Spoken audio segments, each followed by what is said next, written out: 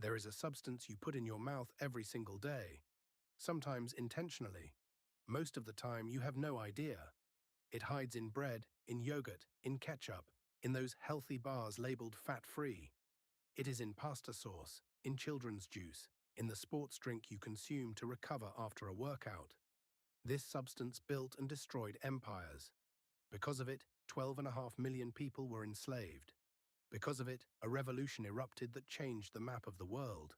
And the largest corporations on the planet spent tens of millions of dollars to make sure you never stop to ask, what is this substance doing to my body? I am talking about sugar, not a drug, not a poison from a science fiction novel. The white crystals sitting in the sugar bowl on your kitchen counter. Today we are going to travel 10,000 years through its history. From the very first bite in the jungles of New Guinea, all the way to the internal documents of Harvard scientists who were paid to hide the truth from you. I am going to break this story into 6 parts, and I will tell you right now, the 4th part is the most uncomfortable. Because in it, you will understand that the system did not deceive you by accident. It was deliberate, for decades. And at the end, I will give you one concrete step, simple, free, that you can take today. Not tomorrow. Today. Stay until the end. This matters. All right. 10,000 years ago, picture the island of New Guinea, the Pacific Ocean. Humid tropical jungles so dense that light barely filters through the canopy. No cities, no states, no trade routes, just people and the plants around them. One of those people reaches out toward a tall, thick stalk of wild grass, snaps it off, bites into it, and for the first time in human history feels this. Pure, concentrated sweetness. Not honey, which still has to be found in a hive. Not ripe fruit that will not be ready for another 3 months. Right now, right here, from a stalk growing out of the ground, a rush of sweet juice. That was wild sugarcane. Saccharum robustum, the ancestor of every form of sugar that exists today. And no one in that moment understood that they were holding the most consequential plant in human history. For thousands of years after that, sugarcane went nowhere. People chewed the stalks raw for energy, for pleasure, to quench their thirst. No refining, no processing, no trade, just grass, just juice, just sweetness. Slowly, over millennia, the cane spread across the islands of the Pacific through migration, early trade routes, seeds accidentally dropped from boats, island by island, generation by generation. Around 3,500 BC, sugarcane reached the Indian subcontinent. And that is where everything changed. Indian farmers were the first people who did not simply chew the cane, but worked with it. They learned to press the stalks and extract the juice, to boil it over fire, to wait as the liquid thickened and cooled, and to produce a hard brown crystal. They called it kanda. That word, over the centuries, became the English word candy. For the first time in history, sugar could be stored, transported, sold. It was no longer tied to a stalk sticking out of the ground. It had become a product. Indian texts from that era describe sugar almost with religious reverence. Physicians prescribed it for headaches, for stomach pain, even for depression. Sugar was medicine, expensive, rare, almost sacred. 1 pound of kanda crystals could cost what an ordinary farmer earned in a full week of hard labor. It was not a food, it was a value. And that is precisely why, when the armies of Alexander the Great entered India in 326 BC, his officers stared at sugarcane with their mouths open. One of them, Nearchus, commander of Alexander's fleet, wrote in his notes, "Here grows a reed that produces honey without the help of bees." Honey without bees. The Greeks could not believe it. They knew honey, but it required hives, bees, patience. And here sweetness poured directly from the earth, from an ordinary plant. And yet, even after this discovery, Europe remained indifferent. Why? Because sugar was too far away, too expensive, too complicated to transport. In Rome, several centuries later, sugar appeared in pharmacies, not in bakeries, not in markets, but in pharmacies. It was sold in tiny quantities as a rare medicine. The price of 1 pound was equivalent to a month's wages for an ordinary soldier. Roman doctors prescribed it for stomach ailments and eye diseases. It was not a dessert. It was medicine, And it stayed that way for nearly 1,000 years. Wait, sit with this for a moment.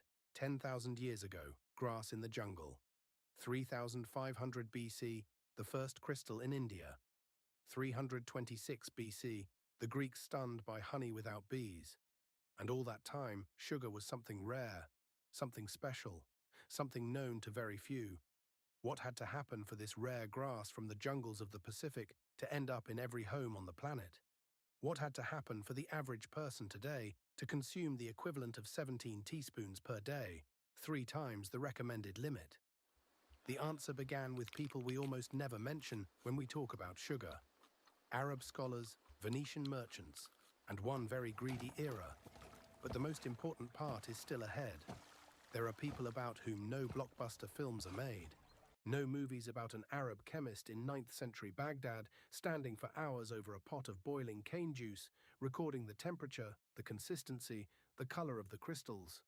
No epic series about the merchants of Venice who built a trading empire on a single product. That is a shame, because it was they, not Columbus, not the British planters, not Coca-Cola. It was they who set in motion the machine that is still running in your kitchen today. And to understand how sugar went from a rare medicine to a global addiction, you need to understand what happened between the 7th and 13th centuries AD, in the era historians call the Golden Age of Islam. Picture the Arab world of the 7th century. Not a desert with camels, the way textbooks portray it. The most technologically advanced civilization on the planet.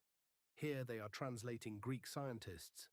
Here they are inventing algebra.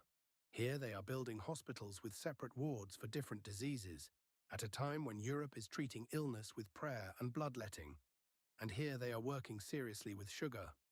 Arab scholars took the Indian crystallization method and refined it to perfection. They developed multi-stage purification, boil, filter, boil again, cool at a precisely defined temperature.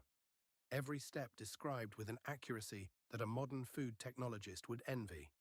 The result, sugar whiter, cleaner and finer than anything India had managed to produce. They built sugar mills across the Islamic world, in Persia, in Egypt, in North Africa, in Cyprus, in Syria. Wherever the climate allowed, cane grew, and beside it stood a mill. By the 10th century, the Arab world was producing sugar in quantities Rome could not have dreamed of, and trading it with India, with China, with Africa, and through the Mediterranean, with the few Europeans who had money for such a luxury. Then, in the 11th century, the Crusaders arrived on the scene. The year 1096. Pope Urban II proclaims the First Crusade. Tens of thousands of European knights, soldiers, and pilgrims move eastward to liberate Jerusalem. They went for faith, they went for land, they went for glory, and they had absolutely no idea what they would find. In the markets of Antioch, in the gardens of Tripoli, in the ports of Acre, everywhere there was this white crystalline powder. The locals added it to food, to drinks, to medicines.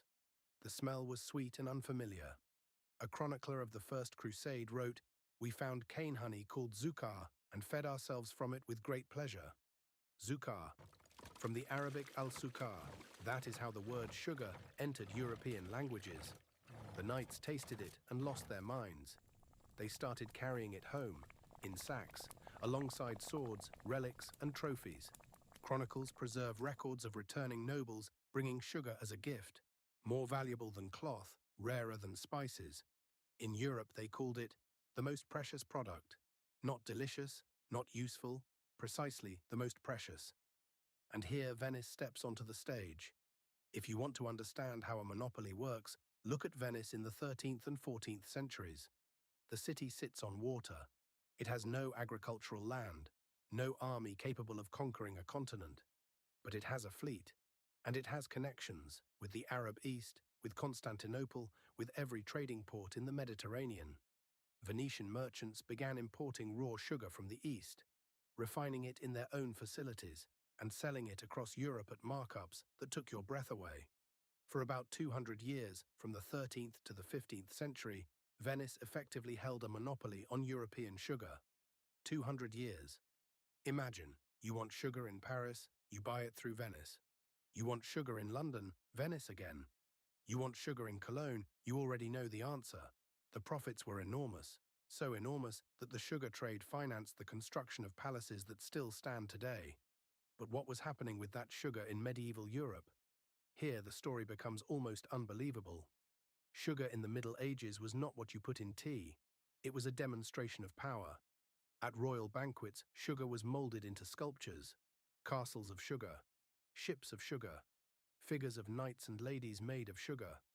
They were displayed on the tables not to be eaten, but so that everyone could see. The host has money for such extravagance. In 1236, at the wedding banquet of English King Henry III, the royal household purchased more than 300 pounds of sugar for a single celebration. That sum was greater than a mid-ranking knight's annual income. English monarchs kept separate inventories of sugar reserves, just as governments today track their gold reserves. Apothecaries, not bakers, apothecaries, kept sugar locked behind the counter. Alongside opium, alongside rare spices, alongside medicines dispensed only by a doctor's prescription. It was prescribed for coughs, for melancholy, for joint pain, for infertility. If you could afford sugar, you were someone. If you could not, you had probably never tasted it in your life. I know what you are thinking right now. So what? That was 800 years ago. What does any of this have to do with me? Here is the direct connection. It was in that era that the psychology of sugar was formed, the psychology that lives in us to this day. Sweet equals reward, sweet equals status, sweet equals good, wealthy, right. That association was embedded in the European consciousness over centuries when sugar was an unreachable luxury. And when it finally became cheap and accessible, the brain kept reacting to it as something valuable, as a gift, as a celebration. 20th century marketers did not invent sweet equals happiness. They simply found that button which history had been pressing for 800 years and kept pushing it. But there was a problem, a big problem. Sugarcane does not grow in Europe. It needs a tropical or subtropical climate, at least 8 months of warmth, plenty of water, specific soil. You cannot grow it in England. You cannot grow it in France. In Germany, not a chance. European demand was rising. The wealthy wanted more sugar. The middle class wanted at least a little. Apothecaries could not keep up with the lines, and all the sugar still passed through a single point, Venice, with enormous markups, along a route through the Islamic world that could be cut off at any moment of political conflict. This was a dependency. Total, absolute dependence on someone else's product, someone else's routes, someone else's prices. And the European monarchs of the 15th century watched this dependency with growing irritation. They wanted sugar. They wanted it in large quantities. They wanted to produce it themselves, and they were prepared to do anything to make that happen. Do not scroll past this. Let it sink in. Think about it. By the 15th century, the entire European world was in love with a product it could not grow, paying fortunes to middlemen for it, seeing it only on the tables of kings. What happens when enormous demand crashes into the impossibility of domestic production? What happens when behind that demand stand not just buyers, but kings with fleets and armies? In the next part, I will tell you what happened. And this is the heaviest part of the entire story, the one that tends to be glossed over in history class, the one that explains why sugar on your table costs almost nothing. I want you to picture something, not abstractly, concretely. Picture a person. He is 25 years old. He is healthy and strong. He has a family, a village, a language, a name. One morning he is taken, loaded onto a ship, transported across the ocean for 8 weeks in a hold where he cannot stand upright. He survives. Not everyone does. He is brought to an island, put to work on a plantation. The average life expectancy on a Caribbean sugar plantation in the 17th century was 7 years. Not 70. 7. By the age of 32, that man was most likely no longer alive. And the sugar he produced with his own hands during those final 7 years, that sugar was eaten in London, in Paris, in Amsterdam, stirred into tea, made into sweets for the children of wealthy families, sculpted into figures for royal banquets. That is the price of sweetness, not in money, in lives. This is the part of sugar's history that most people never fully learn. Not because the information does not exist, it does, there is plenty of it, it is all documented, but because it is uncomfortable to know. Because it demands that you look at the white crystals in the sugar bowl and see something else behind them. Let us look. The 15th century. Portugal. Portuguese navigators were among the best in the world. They were methodically advancing down the western coast of Africa, discovering islands in the Atlantic Ocean. Madeira, the Canary Islands, Cape Verde, São Tomé, off the coast of equatorial Africa. The climate on these islands was ideal for sugarcane. Hot, humid, with fertile soil. The Portuguese understood this immediately. The first plantations appeared on Madeira in the 1420s. At first, they were worked by convicts, poor European settlers, prisoners of war. But sugar demanded labor, enormous, exhausting, ceaseless labor. European workers fell ill, fled, died from the unfamiliar climate, refused to work under such conditions. And the Portuguese made a decision that would change the history of humanity. They began importing enslaved Africans. São Tomé became the first testing ground, the first place where the sugar plantation and African slavery merged into a single system. Here the methods were refined. Here it became clear how the economics worked. Here the model was created, a model that would then be copied across the entire Atlantic world. The year 1492. Columbus crosses the Atlantic. He was searching for a route to India. He found the Caribbean islands. On the return voyage, he brought gold, parrots, a few local inhabitants. And on his second voyage, in 1493, he brought sugarcane cuttings with him. That was, perhaps, the most important cargo in the history of navigation. More important than gold. More important than maps. More important than weapons. The cane was planted on Hispaniola, the island today divided between Haiti and the Dominican Republic. It took hold instantly. The Caribbean climate seemed made specifically for it. The heat, the humidity, the extraordinarily rich volcanic soil. Over the next 100 years, the Caribbean was transformed into one enormous sugar factory. Spain, Portugal, England, France, the Netherlands, all scrambled for these islands. Not for their beauty, not for their fish, for the cane. Now we need to talk about how sugar was actually produced, because this needs to be known. Harvest season began in January and ran through June. 5 months of uninterrupted work, 6 days a week, up to 18 hours a day during peak periods. First stage, cutting the cane. A worker took a machete and cut the stalks at ground level. A stalk 2 to 3 meters tall, hard as wood. Each day, hundreds, thousands of swings. Hands blistered, then cut open. The sun overhead, tropical, merciless. Air temperature 35, 40 degrees in the shade. The cane had to be processed immediately. Within a few hours of cutting, the juice began to ferment and spoil.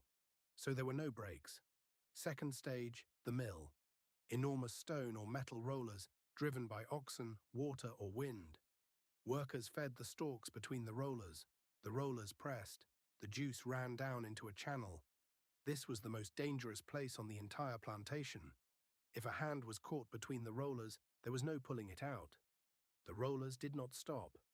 They weighed tons and moved under the constant force of animals.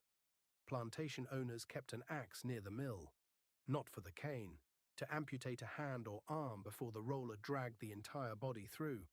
This was standard practice, documented, accepted. Third stage, boiling. The juice was poured into enormous copper kettles and brought to a boil. One kettle, a second, a third, each one hotter than the last.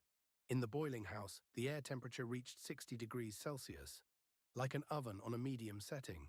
Workers stood over these kettles, stirring the boiling liquid with long wooden paddles. Burns from splashing hot juice every single day. Severe burns that had no time to heal before the next shift. The work in the boiling house was continuous. The fire was not extinguished for weeks at a time. That is what gave Europe its sweet tea. That is where those white crystals came from, the ones kings displayed to their guests as symbols of wealth. Tiny Barbados, an island roughly half the size of the city of London, home today to fewer than 300,000 people, was in the mid-17th century the most valuable colony in the British Empire. More valuable than all 13 North American colonies combined. Not New York, not Boston, not Virginia, Barbados, because the cane grew there, and because there were enslaved people to harvest it. Now the numbers. Because behind every number is a person. From 1500 to 1801, approximately 12.5 million people were taken from Africa by force. 12.5 million. That is more than the entire current population of countries like Belgium or Bolivia. Most of them ended up on plantations, sugar, tobacco, cotton. But the sugar plantations were the deadliest. Mortality was so high that the plantation population could not sustain itself. That is sweet It had salt, to be Sahib. constantly replenished Pure with cane new sugar people from from the new east. ships. Sweet. 7 years. There she The is, average boys. life expectancy Venice. on a Caribbean Prepare to drop plantation, anchor. 7 years from arrival. Loosen the This is not a topsail. metaphor. It is data from historical records, from plantation owners' documents, from demographic studies. A person arrived at 20 years old and by 27 was most likely no longer alive. Not because they were killed outright, though that happened too, but because the body simply gave out. Malnutrition, grueling labor, disease, no medical care, a tropical climate for people raised in a different part of the world. I know what you are thinking. That was a long time ago. It is history. Why talk about it now? Here is why. Because precisely this system, enslaved labor on sugar plantations, created the economic foundation of Western capitalism. The profits from sugar financed the banks in London that later financed the Industrial Revolution. The profits from sugar built universities, funded science, paid for the ships that discovered new lands. The historian Sidney Mintz, in his book Sweetness and Power, wrote it plainly. Sugar did not merely use slavery. Sugar drove slavery. It was the primary economic incentive that kept the entire system of the transatlantic slave trade functioning for nearly 300 years. And that is not an abstract historical fact. It is the explanation for why today a pound of sugar costs less than $1. The cheapness was paid for in advance, just not by the people who were drinking the tea. But the most important part is still ahead. Because at the end of the 18th century, something happened that no one expected. The people who had been treated as nothing more than labor, nothing more than tools, nothing more than property, rose up. And that uprising changed the map of the world. Literally, it led to the United States purchasing half its territory for 4 cents an acre. The year 1791, the island of Haiti, the night of August 14th. In the Bois Caïman forest, several hundred people gather. They speak quietly. They know that if they are found, death is certain. Agonizing, exemplary, public death, exactly the kind plantation owners use to intimidate. Among them is Boukman Dutty, a slave, a foreman on a plantation, a man with authority among his own people. He speaks, they listen. And a few hours later, what has never happened before in human history begins. A slave rebellion that will win. It will not be crushed within a week. It will not drown in blood. It will not become one more entry in the list of suppressed uprisings. It will win after 13 years of war, tens of thousands of dead on both sides, invasions by French, British, Have and you ever Spanish seen troops. such artistry In in sugar? 1804, Haiti will become the is first country in the magnificent. world founded A by shame to people see who it eaten. emerged from slavery. The first in the world, ever. And that fact will change everything, including what the United States looks like on a map today. But first, why is Haiti so important to the history of sugar? Because by the end of the 18th century, the French colony of Saint-Domingue, as Haiti was then called, was the most profitable colony on the planet. Not in the Caribbean, on the entire planet. This small western portion of the island of Hispaniola produced around 40% of all European sugar and more than half of all coffee. 1/3 of all French foreign trade passed through this single island. For France, Saint-Domingue was not a colony. It was the economic heart of the empire. About 500,000 enslaved people lived here, and roughly 40,000 white colonial planters, a ratio of 1 to 12. The planters knew they were sitting on a powder keg. They knew they were holding the system together only through fear. Brutal punishments, exemplary executions, constant surveillance. They believed this was enough. They were wrong. The rebellion of 1791 was not spontaneous. It was prepared. It was organized. And when it began, within a few weeks more than 1,000 plantations had been burned. France sent troops. They died from bullets, from disease, from guerrilla warfare in tropical mountains they did not know how to fight in. Britain tried to take advantage of the situation and seize the island. It lost around 25,000 soldiers and left with nothing. Napoleon Bonaparte in 1801 sent an expeditionary force under his brother-in-law, General Leclerc, 20,000 soldiers, the finest infantry in Europe.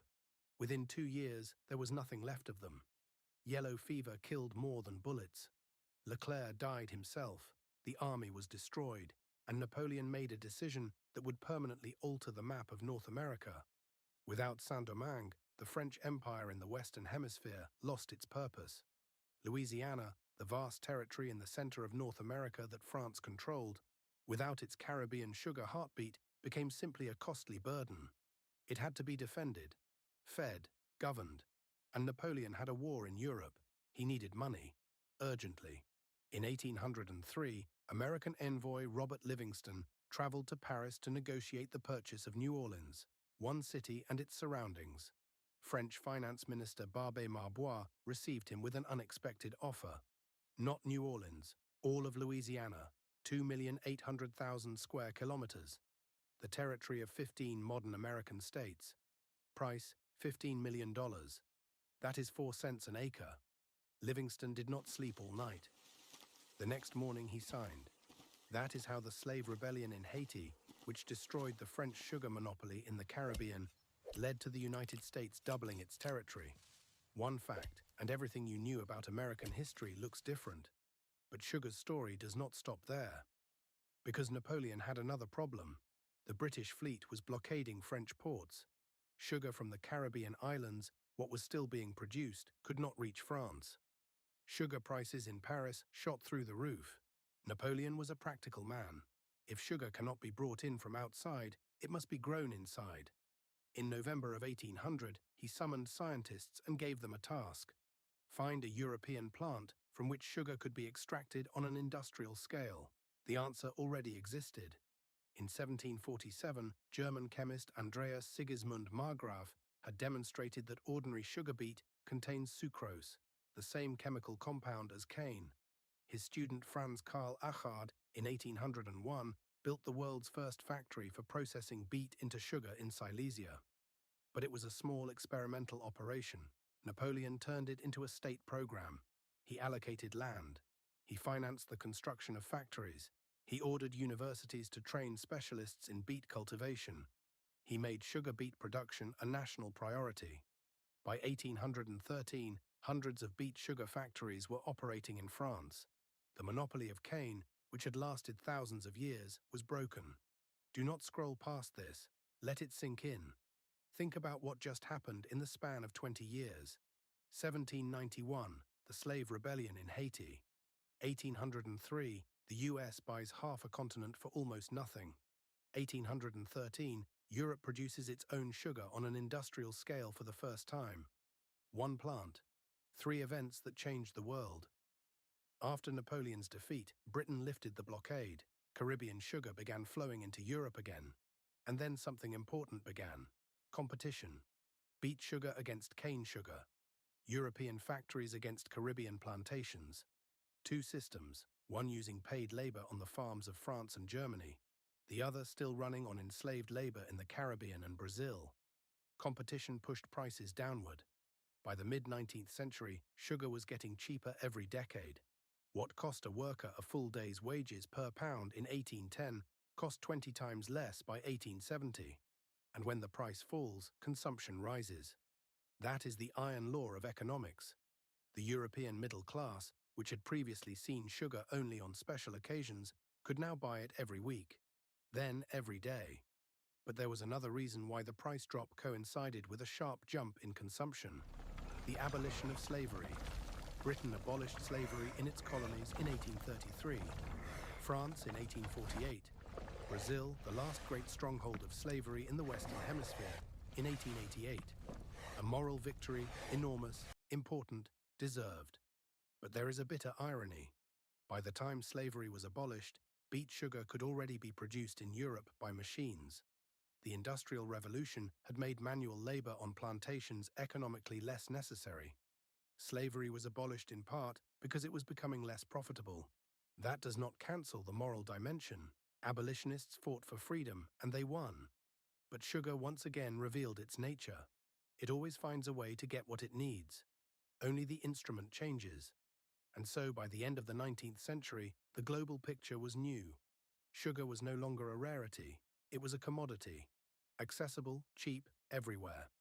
And here a new player stepped onto the stage. Not a planter, not a chemist, not a politician.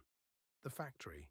The Industrial Revolution and sugar found each other, and what happened next explains why you consume 17 teaspoons of sugar per day today without even noticing. Picture a woman, let us call her Mary. Manchester, 1850. Mary gets up at 5 in the morning, wakes the children. Her husband is already gone, his shift at the spinning mill starts at 5:30. Mary works at the same factory on a different shift. The children go to the neighbour's house, where the woman next door watches 6 other people's children for a few pennies a week. Mary's breakfast, a piece of bread and a cup of tea. Not just tea, sweet tea. 2 spoonfuls of sugar per cup. Not a luxury. Fuel. Mary knows, without it, by 10 in the morning her hands will be trembling from hunger and her head will start to swim. 5 hours until the lunch break. Sweet tea holds her together. At lunch, bread again, tea again with sugar. Maybe a little jam, which is also sugar. After a 12-hour shift, Mary goes home. She cooks something simple. And again, tea. Sweet. In a day, Mary drinks 2, sometimes 3 cups of sweet tea. 2 spoons of sugar in each. She never thinks of it as anything special. It is just life. But Mary, and millions just like her, were the reason the sugar industry grew tenfold in the 19th century. How did sugar and tea end up together? It seems obvious now, but in reality it was the meeting of 2 colonial products that changed the diet of an entire civilization. Tea came to Britain from China in the 17th century. First, a luxury for aristocrats, then a drink of the middle class. By the mid-18th century, a mass commodity. But the problem with tea is bitterness. Tea without sugar for a working person is simply hot, bitter water. It stimulates, yes, but it does not give that feeling of fullness and immediate pleasure that someone needs after 4 hours at a machine. Add sugar and everything changes. Sweet tea became a quick, cheap, warm source of calories. It warmed you. It gave a burst of energy. It tasted good in conditions where good-tasting things were scarce. By 1850, the average British worker was drinking 2 cups of sweet tea a day. Sugar imports to Britain doubled between 1840 and 1860 in just 20 years. The British government responded immediately, not with bans, not with warnings about the harm, with a reduction in sugar import tariffs. Deliberate, intentional, because cheap sweet tea kept the working class fed, quiet, and productive. This is not a conspiracy theory, it is documented policy. Parliamentary debates of the era state it directly. Lower the tariffs so that workers can afford sugar. Historians say it plainly, sugar became the fuel of industrial capitalism. Now, about white sugar. During this same period, something important happened to sugar's image. Refining technology improved. Steam-powered mills worked faster and with greater precision. New purification methods produced sugar that was increasingly white, increasingly fine, increasingly beautiful. And marketing, though that word did not yet exist, turned whiteness into a symbol. White sugar meant purity, progress, civilization. Brown sugar, less refined with traces of molasses, began to be seen as an inferior grade. For the poor, for the countryside, not as good. It was a lie. From a chemical standpoint, white sugar and brown sugar are nearly identical. Both contain sucrose. Brown sugar has slightly more minerals from the molasses. The difference in nutritional value is minimal. But the image was created, and it lives to this day. Look at the packaging in any supermarket. White sugar, the standard. Brown sugar, for gourmets, natural, costs more, even though it is simply a less processed product.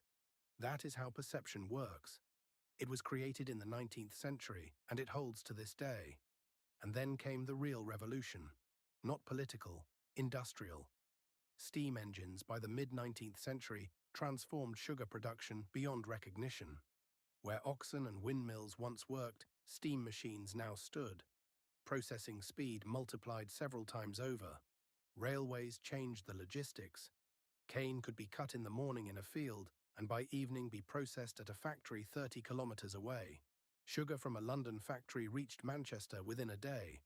The scale of production grew every decade, and in parallel, new ways to use this cheap, accessible sugar kept appearing. The year 1886. Atlanta, Georgia. Pharmacist John Pemberton creates a drink he initially sells at his pharmacy as a remedy for headaches. He calls it Coca-Cola. The original recipe contains extract of coca leaves and cola nuts.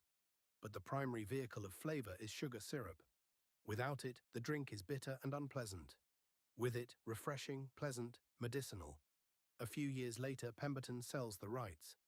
The new owners remove cocaine from the recipe, but the sugar stays, in every bottle. By 1900, Coca-Cola was selling millions of bottles across America. Other companies saw the model and copied it. Pepsi, Dr. Pepper, dozens of others, all with sugar. At the same time, chocolate bars appeared. Breakfast cereals, not just plain oats, but sweet flakes coated in sugar glaze. Candy in pretty packaging, accessible to any child. Sugar stopped being an addition to food. It became food. By 1970, the average American was consuming more than 100 pounds of sugar per year. Wait, 100 pounds? That is roughly the weight of a large dog, a Labrador, a German Shepherd. That much sugar every year was being eaten by every man, every woman, every child in America. In daily terms, that is 120 grams of sugar per day, 24 teaspoons. Every day. Including infants, including the elderly, including those who believed they did not eat sweets. How did this become possible? Here is an important mechanism that most people never notice. Sugar started hiding. In the 19th century, you put sugar in your tea and you could see how much you were adding. In the 20th century, manufacturers began adding sugar to products at the factory, before those products ever reached you. Canned tomatoes with sugar. Bread with sugar. Ketchup, almost a third of its content is sugar. Flavored yogurt, sold as a healthy breakfast, contains more sugar per 100 grams than a chocolate bar. Why do manufacturers do this? 3 reasons. First, flavor. Sugar enhances and rounds out any taste. Tomato sauce without sugar seems sour and flat. With sugar, rich and full. Second, shelf life. Sugar is a preservative. A product with sugar lasts longer. That is convenient for the manufacturer and for the store. Third, dependence. The brain reacts to sugar with a release of dopamine, the same neurotransmitter activated by other pleasurable sensations. A product that gave you that hit, you will buy again. This is not a metaphor, it is neuroscience. Manufacturers knew this, and they know it now. I know what you are thinking. But I watch what I eat. I do not eat a lot of sweet things. Here is one simple test. Pick up any product from your refrigerator right now. Not candy, not a cake. Something ordinary. Bread, sauce, yogurt, granola. Find the line on the label that says carbohydrates, of which sugars. Look at the number. If it is more than 5 grams per 100 grams of product, there is significantly more sugar in that item than you think. The average flavored yogurt has between 12 and 17 grams per 100 grams. You eat a 250-gram cup, and you get 30 to 40 grams of sugar. That is 7 or 8 teaspoons. In 1 cup of healthy yogurt for breakfast. By the late 19th and early 20th century, the sugar industry had become one of the largest in the world. And the largest industries share one common trait. They start protecting themselves, funding research in their favor, lobbying for favorable laws, shaping public opinion. That is exactly what the sugar industry did in the middle of the 20th century. And what they did is what I warned you about at the very beginning. This is the part that should make you angry. Because one decision made by a handful of people in 1967 caused millions of people around the world to fall ill and die before their time. Among them, possibly, people you knew. The year 1956.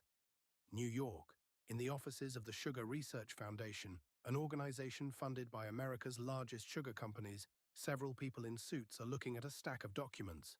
Internal research, classified. Not for the public. In black and white, high sugar consumption is directly linked to a rise in cardiovascular disease. The data is convincing, the methodology is solid, the conclusions are unambiguous.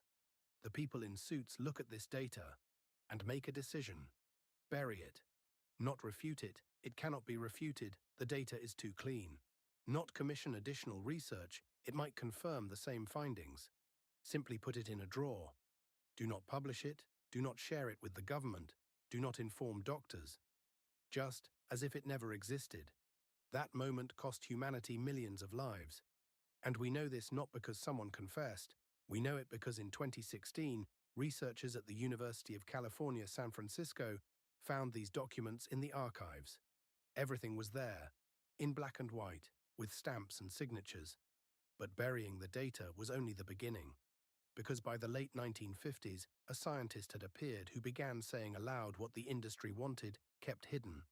His name was John Yudkin, a British physiologist, professor at the University of London. He had been studying the connection between diet and heart disease since the late 1940s. And by the 1960s, his conclusion was clear. The primary culprit behind the epidemic of cardiovascular disease is sugar. Not fat, not cholesterol. Sugar.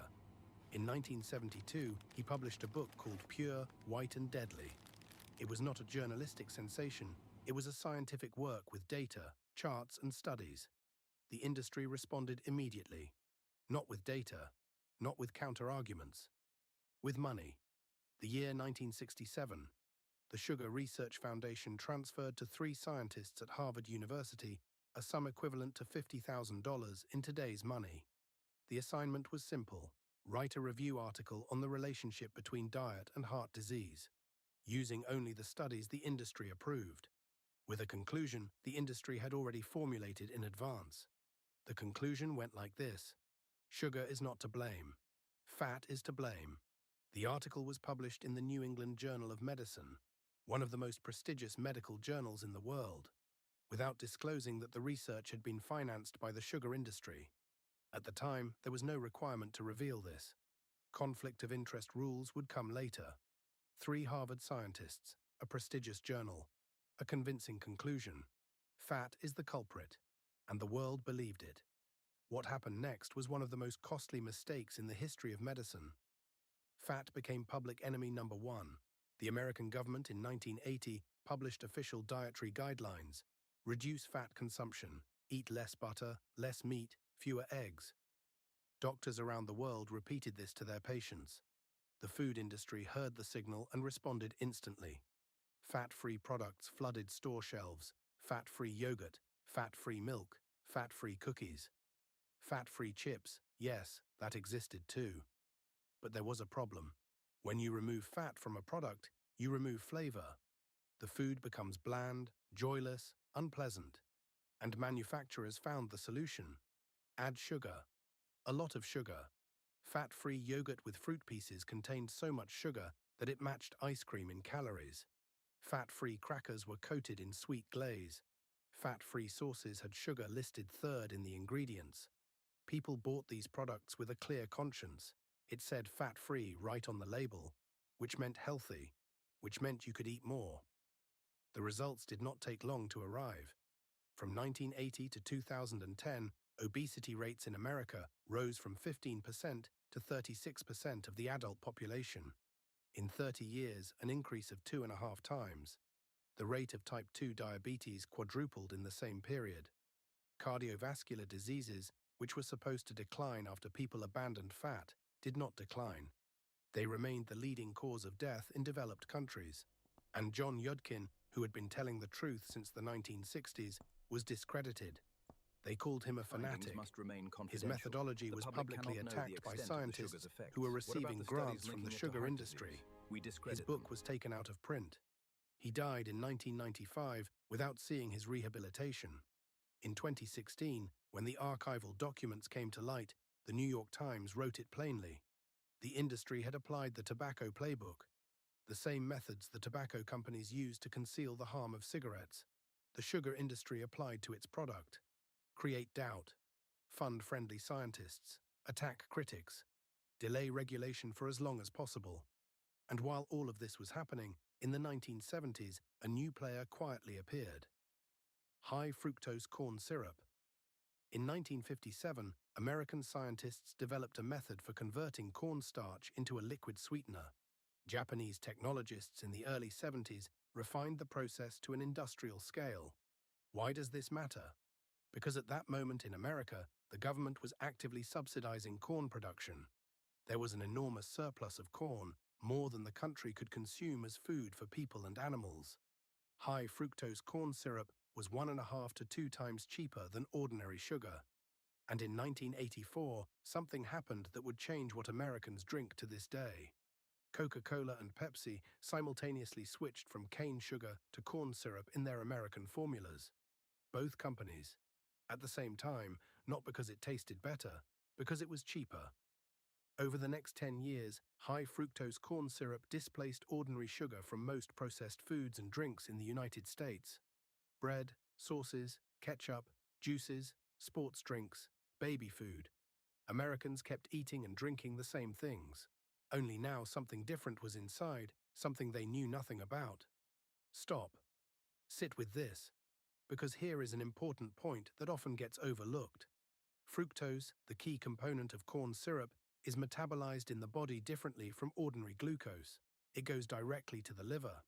It does not produce the same feeling of fullness as glucose. You drink a liter bottle of a sweet drink, and your brain does not register those calories the same way it would register a piece of bread with the same calorie count. A series of studies, including work by endocrinologist Robert Lustig at the University of California, published in the 2000s and 2010s, point to this. The mass introduction of fructose into the American diet coincided in time with the sharp spike in obesity. Coincidence? Possibly. But the timeline speaks for itself. Today, the average American consumes around 17 teaspoons of added sugar per day. The recommended limit from the American Heart Association is 6 teaspoons for women, 9 for men. We consume 2 to 3 times the recommended amount every day, most of us without realizing it. Sugar hides everywhere. 1 can of regular soda, 10 teaspoons of sugar. Already more than the daily limit in a single drink. 1 tablespoon of ketchup, 1 teaspoon of sugar. You put 3 or 4 tablespoons on your fries, and without noticing, you have consumed 1/3 of your daily limit from a condiment. A granola bar sold as a healthy snack sometimes contains 12 to 14 grams of sugar, almost 3 teaspoons in one wholesome bar. The consequences are right here, in numbers. More than 42% of American adults are classified as obese, according to 2023 data. More than 37 million Americans have type 2 diabetes. Another 96 million are in a pre-diabetic state. That is more than 1/3 of the entire adult population of the country. Heart disease remains the #1 cause of death. And the global picture is no better. Global sugar production exceeds 180 million tons per year. Brazil is the largest producer, followed by India, the same country that invented sugar crystallization thousands of years ago. The average person on Earth now consumes around 50 pounds of sugar per year, and that number continues to rise as Western diets spread through developing countries.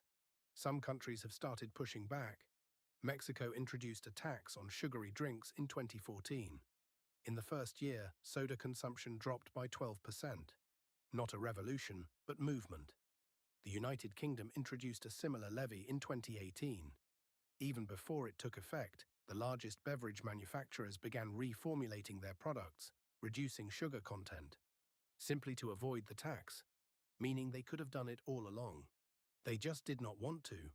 In the United States, several cities introduced sugar taxes: Berkeley, Philadelphia, Seattle. Early research shows a reduction in consumption, but the sugar industry has spent tens of millions of dollars lobbying against these taxes, and in many states successfully pushed through laws preventing cities from enacting such measures. What can you do? Right now, for free. 1 step, concrete, for today. Read the ingredients on 3 products you eat every day. Not a cake, not candy. Ordinary products: bread, yogurt, sauce, granola, juice. Find the sugar line. Remember the number. Simply knowing changes something. Because when you see the number, you start making different decisions. Not because someone forced you to. Because you know, this is not a diet, this is not a system. It is 1 step. Read 3 labels. 10,000 years ago, a tall grass in the jungles of the island of New Guinea. Today, 17 teaspoons on your plate that you do not notice.